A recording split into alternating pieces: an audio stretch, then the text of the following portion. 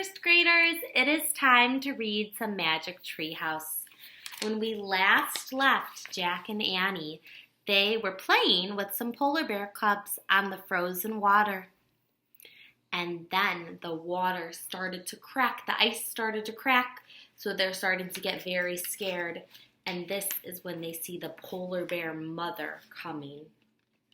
Chapter 6 is called Flying Bears. The cubs whimpered louder. They want to go to her, but they're afraid of the ice, whispered Jack. Annie pet the cubs. Don't be afraid, she told them. You'll get back to your mother. The big polar bear growled. She paced back and forth, sniffing the air. Annie kept patting the two cubs and whispering to them. Jack looked in the book for anything that might help. Finally, he found something. It said, even though a female polar bear can weigh as much as 750 pounds, she can walk on ice too thin to hold a person by balancing her weight and sliding her paws over the ice. Oh, wow, that's incredible, said Jack. He watched the mother polar bear as she walked down the snowbank. On large, silent feet, she crept about at the edge of the frozen sea. She tried to step onto the ice, but each time she did, it cracked, and she had to retreat. That means she had to go back. At last, she found a firm spot, a steady place to stand. Then the polar bear stretched out her four legs and lay on the ice. Slowly she moved, pushing herself forward with her claws. Is she coming for her babies, said Jack, or is she coming to get us? I don't know, said Annie. Hey, let's put on the masks. Remember they have the polar bear masks? For what, said Jack. Maybe they'll protect us, said Annie. Maybe she'll think that we are polar bears too. Oh, brother, said Jack, but Annie gave him a bear mask. She took off his glasses and he took off his glasses and slipped it on. Jack peered through the mask holes. It was hard to see with a huge white bear sliding.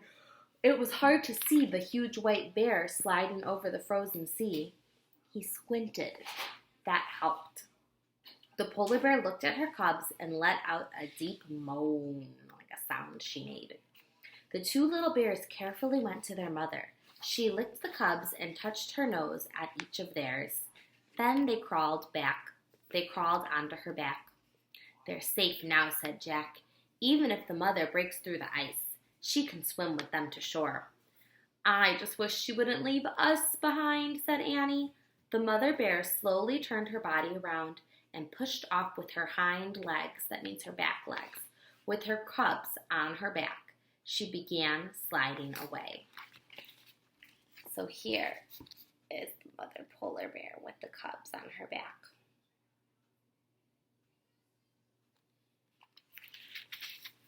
Let's try moving like her, said Annie. But we could break through and freeze to death, said Jack. If we stay here, we'll freeze too, said Annie. Remember, the seal hunter said his people learned from the bears. Jack took a deep breath. Okay, he said, let's try it. He lay on his stomach, he spread out his arms and legs, and he copied the polar bear. So Jack and Annie have the polar bear masks on, and they're sliding just like the polar bear.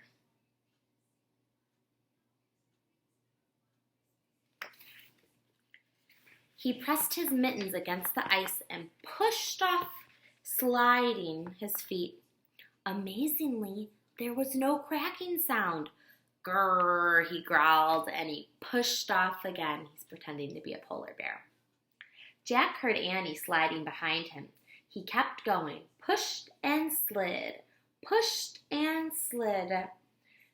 He made the movements over and over until something happened. He didn't feel like a boy anymore. He felt like a polar bear. Then Jack felt something even stranger. He felt like a flying polar bear. Jack swirled along as if his arms and legs were giant wings. So the way that he's pushing off and sliding on the ice, he feels like he's flying. And the moonlit sea ice was a glassy sky. He remembered what the seal hunter had said. Polar bears can fly. So this is when he feels like he's flying. I'm glad that they're safe. The next chapter is called Spirit Lights, and we will read it tomorrow. We're almost done with our book. Thanks for reading with me, first grade. Goodbye.